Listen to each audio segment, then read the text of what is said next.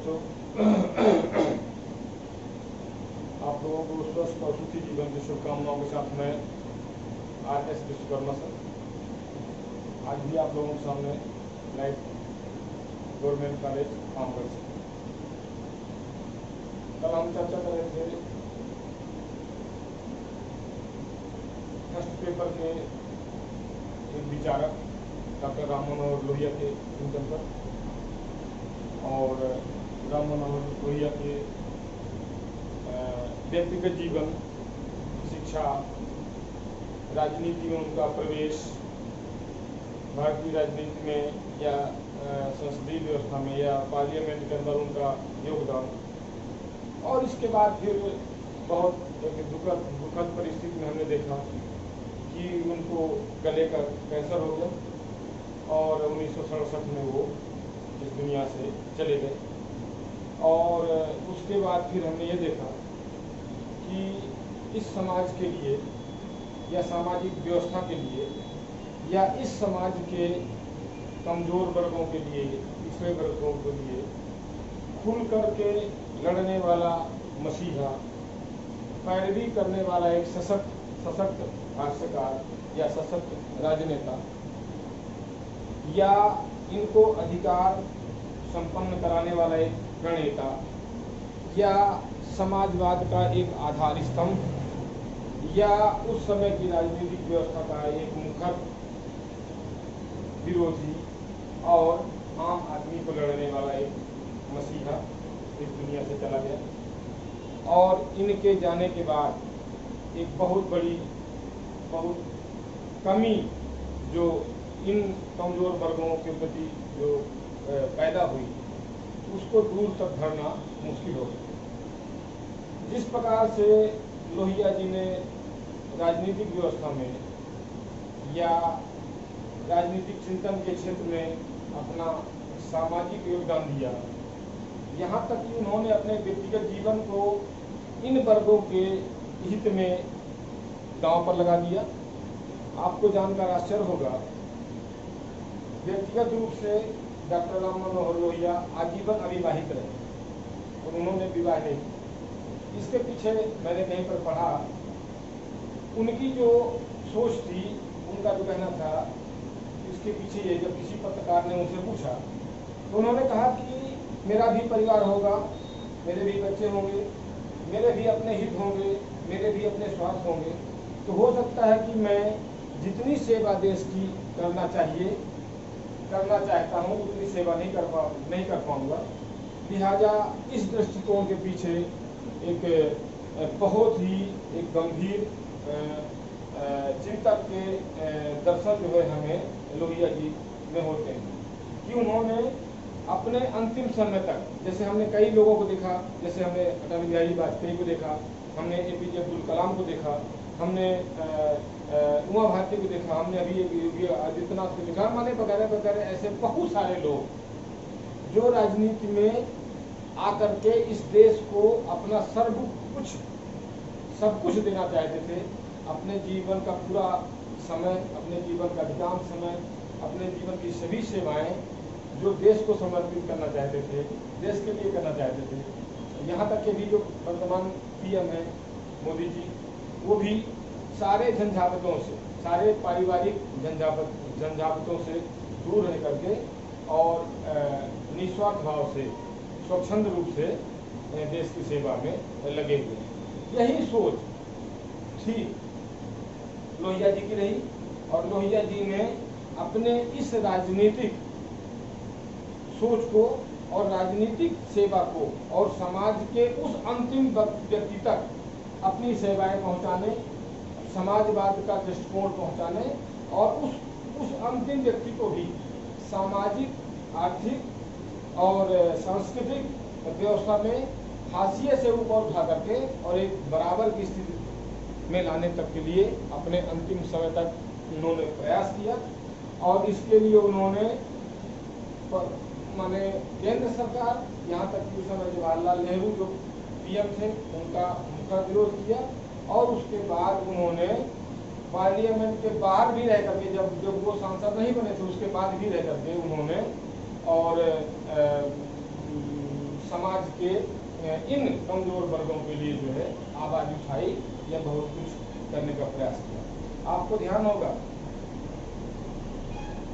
Doctor Lohia एक बहुत बढ़िया पत्रकार थे और उन्होंने हिंदी और अंग्रेजी दोनों प्रकार के समाचार पत्रों का संपादन किया। उनका जो अंग्रेजी में समाचार जिसका संपादन किया था उसका नाम है मैन किंग, और हिंदी में जन नामक समाचार पत्रों का संपादन किया डॉक्टर राम मनोहर लोहिया। इसके अलावा डॉक्टर राम मनोहर लोहिया बहुत अच्छे सामाजिक कार्यकर्ता तो थे ही, गरीबों के शुभ चिंतक, अधिकार संपन्न कराने वाले और सामाजिक व्यवस्था को सर्वोच्च प्राथमिकता देने वाले दार्शनिकों में से रहे। जयप्रकाश नारायण और राम मनोहर लोहिया की जोड़ी ने भारत में समाजवाद को प्रतिस्थापित करने में अपना अहम योगदान दिया और समाजवाद के प्रति बुनियादी निष्ठा रखते हुए भी वे पश्चिमी समाजवाद यानी साम्यवाद से बहुत दूर थे। मैंने आपसे कभी ये बात बताई थी कि पश्चिमी समाजवाद दूसरी चीज है, लेकिन इस भारतीय समाज का भारतीयकरण करने का उन्होंने महान प्रयास किया और इसमें से जो विदेशी प्रभाव था इसको दूर करने का उन्होंने विशेष प्रयास किया। इस तरह से उन्होंने भारतीय परिस्थितियों के अनुकूल पूर्ण भारतीय बनकर तर्क संगत और भारतीयों के लिए अपने जीवन का अधिक से अधिकतम समय डॉक्टर राम मनोहर लोहिया ने दिया। लोहिया का समाजवाद इस तरह गांधीवाद का भारतीयकरण है, भारतीय संस्करण है। फलतः इसी दृष्टि से उन्होंने उनके संपूर्ण ताने बाने पर विचार किया और उसे मौलिक रूप प्रदान किया। डॉक्टर लोहिया के चिंतन की यह मौलिक विशेषता रही है जिससे उनका चिंतन ओतप्रोत रहा है और सामाजिक अवधारणा उनकी मूल चेतना रही है। वे मूलतः एक समाजवादी होते हुए व्यवहारिक दृष्टि से गांधीवादी दृष्टांता रहे हैं तथा इसी दृष्टि से उन्होंने अपने संपूर्ण चिंतन का ताना बाना डॉक्टर गांधी के नेतृत्व में और जयप्रकाश नारायण के नेतृत्व में उन्होंने अपना ताना बाना कायम रखा। लोहिया द्वारा रचित कुछ ग्रंथों के नाम इस प्रकार है। मैं आपको बताना ही कह रहा था कि डॉक्टर राम मनोहर लोहिया एक बहुत अच्छे राइटर थे और ये इनका जो लेखन है वो इनके जीवन का जो अंतिम समय था वो सारा समय इन्होंने लेखन और चिंतन के क्षेत्र को रचने में दिया। इन्होंने बहुत अच्छी अच्छी किताबें भी लिखी। मैं इनकी कुछ किताबों के नाम आपको बताना चाहूँगा। इन्होंने पहली किताब लिखी थी समाजवादी चिंतन 1956 में। समाजवादी चिंतन अर्थात इनका जो प्रारंभिक दृष्टिकोण था, जैसा मैंने बताया कि सामाजिक व्यवस्था और इस सामाजिक व्यवस्था में सामाजिक ताने बाने और इस सामाजिक ताने बाने को कोई वो समय और युग में बांटना उचित नहीं समझते थे। ये सभी युगों में सामाजिक व्यवस्था का चित्रण अपने अपने अनुसार करके और उसको वास्तविकता के धरातल पर लाना चाहते थे। तो इन्होंने पहला जो ग्रंथ लिखा अपना समाजवादी चिंतन 1956। उसके बाद इन्होंने सिविल नाफरमानी सिद्धांत इस किताब को लिखा इन्होंने 1960 में। समाजवादी एकता इस नाम की किताब को उन्होंने लिखा 1961 में। क्रांति के लिए संगठन, ये किताब का नाम है, क्रांति के लिए संगठन। इसको उन्होंने लिखा 1963 में। भारत, चीन और उत्तरी सीमाएं, इन्होंने एक भारत के उत्तर पूर्वी राज्यों की पर एक किताब लिखी थी जिसका नाम था भारत, चीन और उत्तरी सीमाएं, जो भारत की लगभग विदेश नीति या उस समय की भारत की वैदेशिक नीतियों पर लिखी गई उस समय की श्रेष्ठ पुस्तक रही। इसको इन्होंने लिखा था 1963 में। जाति प्रथा, इस किताब को लिखा था उन्होंने 1964 में। इतिहास का चक्र, इसको लिखा था 1966 में। इतिहास का चक्र मैं आपको थोड़ा सा इसमें बताना चाहूँगा। जैसे हम किसी भी व्यवस्था के इतिहास कई रूपों में पढ़ते हैं। जैसे हम अपने यहाँ पढ़ते हैं प्राचीन भारतीय इतिहास, एंशिएंट इंडियन हिस्ट्री, फिर मध्यकाल का इतिहास, फिर आधुनिक काल का इतिहास, फिर वर्तमान इतिहास।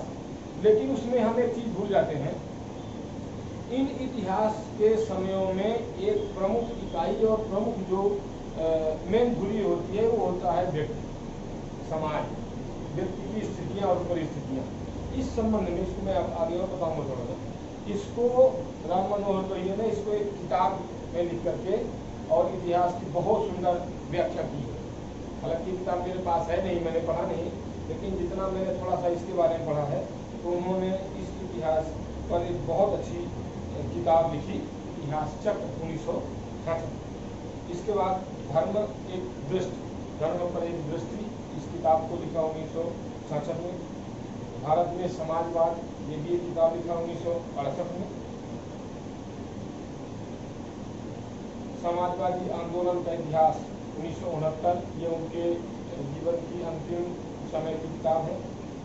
रामकृष्ण और विश्व, ये अंतिम समय की किताब है, ये भी 1969 में लिखी गई। सुधरो अथवा टूटो, ये बड़ी महत्वपूर्ण किताब है, मैंने इसके बारे में सुना है कुछ लोगों से, पढ़ा तो नहीं मैंने, लेकिन सुधरो और टूटो ये चेतावनी बड़ी किताब है। 1971 में जो प्रकाशित हुई थी उनकी मृत्यु के बाद, क्योंकि उनकी मृत्यु जो है 1969 में 1967 में हो चुकी थी। 12 अक्टूबर 1967 को उनकी मृत्यु हो चुकी थी। तो ये उसके उनकी मृत्यु के बाद की प्रकाशित पुस्तकें हैं। इनका प्रकाशन बाद में हुआ, मैटर लिखा हुआ उन्होंने पहले। उसके बाद उन्होंने अर्थशास्त्र, मार्क्स के आगे, कार्ल मार्क्स के आगे उन्होंने एक अर्थशास्त्र नामक पुस्तक लिखी थी 1980 के बाद। और इसके अतिरिक्त उन्होंने अंग्रेजी में भी बहुत सारी किताबें लिखी। उन्होंने अंग्रेजी में, ये तो हिंदी की किताबें हैं, उन्होंने अंग्रेजी में भी बहुत सारी किताबें लिखी। एक आध की किताब के नाम मैं बता देता हूँ। व्हील ऑफ हिस्ट्री 1966, ये अंग्रेजी किताब है, व्हील ऑफ हिस्ट्री 1966 में लिखा। गलती मैन ऑफ इंडियन पार्टीशन, यानी भारत के विभाजन पर इन्होंने एक किताब लिखा था, और जिसका प्रकाशन जो है उनकी मृत्यु के बाद यानी 1970 में हुआ था, जिसका नाम है गलती मैन ऑफ इंडियन पार्टीशन। उसके बाद मार्क्स, गांधी एंड सोशलिज्म, इन्होंने ये एक अंग्रेजी में किताब लिखी है, मार्क्स, गांधी और सोशलिज्म। गांधी, कार्ल मार्क्स और गांधी का कार्ल मार्क्स और गांधी का समाजवाद 1963 में ये किताब अंग्रेजी में लिखी थी। इस प्रकार से कहना चाहिए कि डॉक्टर राम मनोहर लोहिया एक सफल वक्ता, प्रखर राजनीतिक कार्यकर्ता, दूरदृष्टि रखने वाला एक विचारक या चिंतक, एक सफल लेखक। उस लेखन में चाहे वो अंग्रेजी साहित्य हो, चाहे वो हिंदी दर्शन हो, इसके अलावा भी उन्होंने पत्र पत्रिकाओं में संपादन का जो काम किया, अर्थात बहुमुखी प्रतिभा के धनी डॉक्टर राम मनोहर लोहिया और समाजवाद के संस्थापक। इतनी विविधताओं से युक्त रहने वाला यह चिंतक हमारे बीच से